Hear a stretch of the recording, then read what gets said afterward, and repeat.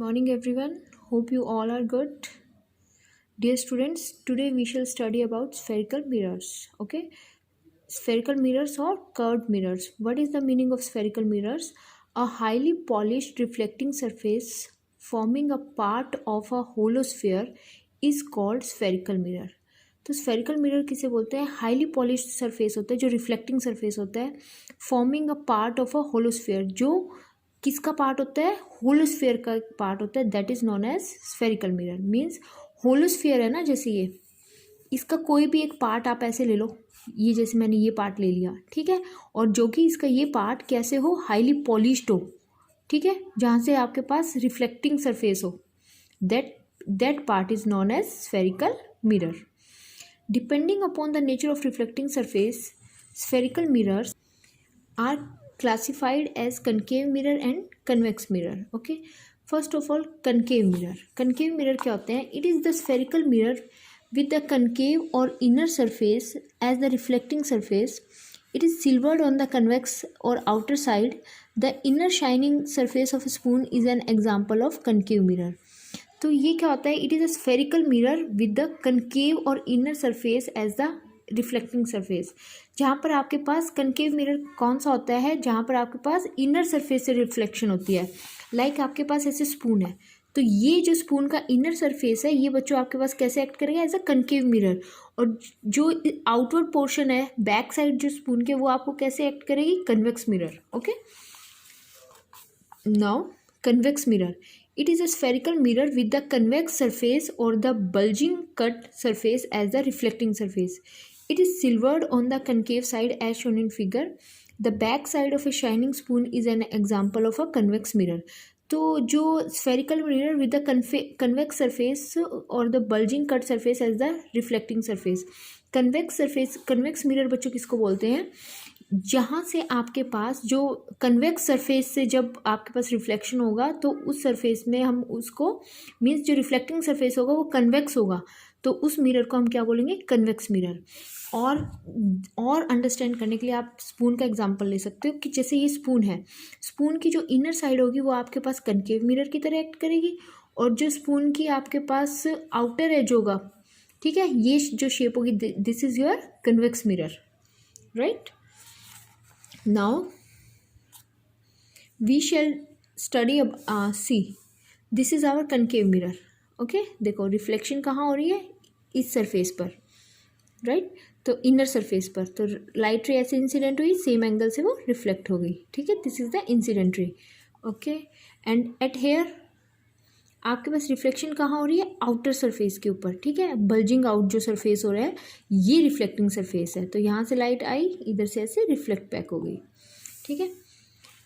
Now we shall study about very important terms. First of all, centre of curvature. Centre of curvature क्या होता है? It is the centre of the sphere of which the mirror forms a part. It is represented by C. देखो, centre of curvature बच्चों क्या होता है? It is the centre of the sphere of which the mirror forms a part. ये क्या होता है? ये स्फीयर का सेंटर होता है जिसका मिरर एक पार्ट है, okay, of which the mirror forms a part. And इसको आप कैसे रिप्रेजेंट करोगे? सी से। So it is the centre of the sphere of which mirror forms a part. Now pole. Pole क्या होता है बच्चों? The mid point of a spherical mirror is called pole of the mirror. It is the highest point in case of a convex mirror and the lowest point in case of a concave mirror. It is represented by P. All distances are measured from the pole of the mirror. देखो, mid point जो होता है ना spherical mirror का, उसको पोल बोलते हैं, ठीक है, क्लियर। पोल क्या होता है बच्चों? The mid point of a spherical mirror, और इसको किससे रिप्रेजेंट करते हैं? By P. All distances are measured from the pole of the mirror. जितने भी डिस्टेंसेज हैं आपके पास, हमेशा ये याद रखना, ये आपका हर क्लास में यूज़ होगा आगे भी, अप टू 12th, कि आपके जितने भी डिस्टेंसेज है वो आप किससे मेजर करते हो? पोल से। Now next term is radius of curvature, capital R. It is the radius of the sphere of which the mirror forms a part. ये रेडियस है किसका? स्फीयर का रेडियस होता है ये, जिसका मिरर एक पार्ट होता है। It is the radius of the sphere of which the mirror forms a part. Sphere का रेडियस है ये, जिसका मिरर एक पार्ट होता है। It is represented by capital R. Distance P C is equal to R is the radius of the curvature. Okay, figure 1.8 में ये देखिए, ये जो पीसी जो डिस्टेंस है ये क्या हो गया बच्चे आपके पास, ये हो गया आपके पास radius of curvature, right. For a plane mirror the radius of a curvature is infinity, और प्लेन मिरर के लिए आपके पास रेडियस ऑफ कर्वेचर की वैल्यू कितनी है, इन्फिनिटी। अब नेक्स्ट जो टर्म है that is aperture. The size of the mirror is called the aperture of the mirror. जो साइज ऑफ द होता है, साइज ऑफ द मिरर होता है दैट इज अपर्चर। अब देखो यहाँ पे साइज ऑफ द मिरर कितना है, ये जो mn है ये क्या है इसका aperture, right. Now next is principal axis. What is principal axis? The line joining the pole and the centre of the curvature of the mirror and the extended on either or both sides is called the principal axis. Remember that principal axis is normal to the mirror at its pole. बच्चों जो line आपके पास students जो line पोल से होती हुई centre of curvature तक जाएगी that line is known as principal axis. समझे? देखो पोल से शुरू होकर सेंटर ऑफ कर्वेचर तक जाती है that line is known as principal axis. Okay, now next is principal focus, very important term. It is a point on the principal axis where all the rays of light coming parallel to the principal axis either converge actually in case of concave mirror or appear to diverge in case of convex mirror. क्या होता है, ये principal axis पर point होता है, focus जो होता है, जहाँ पर जो रेज होती हैं या तो वो कन्वर्ज होंगी, कनकेव मिरर के केस में तो वो रेज क्या होंगी, कन्वर्ज होंगी, और कन्वेक्स मिरर के केस में वो अपीयर टू डाइवर्ज होंगी, लाइक दिस। देखो ये क्या होता है, ये पॉइंट होता है प्रिंसिपल फोकस के ऊपर, सॉरी ये जो फोकस होता है ये पॉइंट होता है प्रिंसिपल एक्सिस के ऊपर, जिस पॉइंट पर अगर तो आपके पास कनकेव मिरर है तो रेज कैसी होती हुई नज़र आ रही है, कन्वर्ज होती हुई नज़र आएंगी, ठीक है। और अगर आपके पास मिरर है कन्वेक्स मिरर तो उस केस में बच्चों आपके पास क्या होगा कि रेज क्या होंगी, देखो डाइवर्ज हो रही हैं, लाइक दिस, है ना।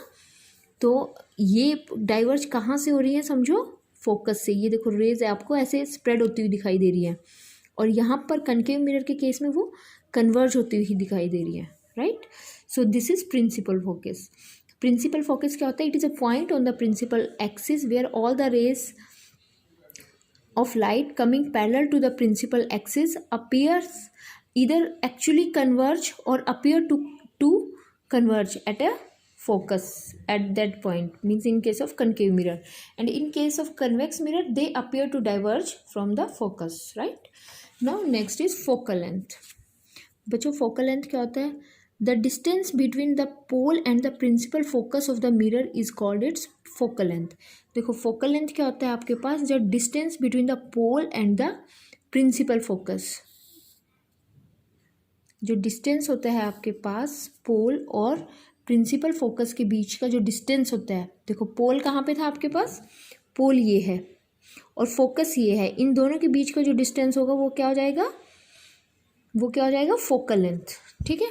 For a concave mirror focal length is negative, ये याद रखना है।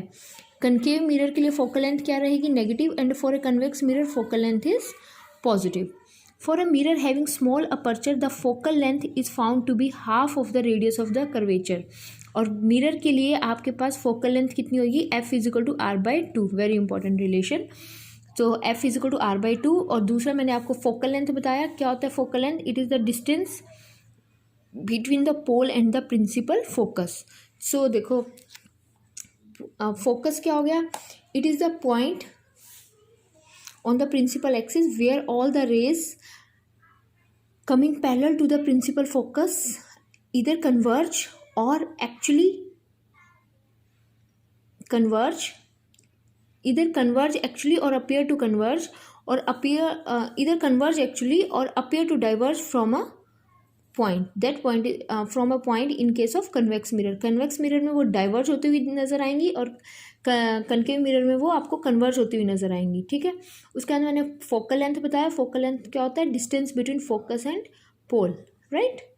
और उसके बाद मैंने बताया कि कनकेव मिरर के लिए फोकल लेंथ हमेशा नेगेटिव होगी, कनकेव के लिए फोकल लेंथ कितनी होगी, नेगेटिव, और कन्वेक्स के लिए फोकल लेंथ कितनी होगी, पॉजिटिव, राइट।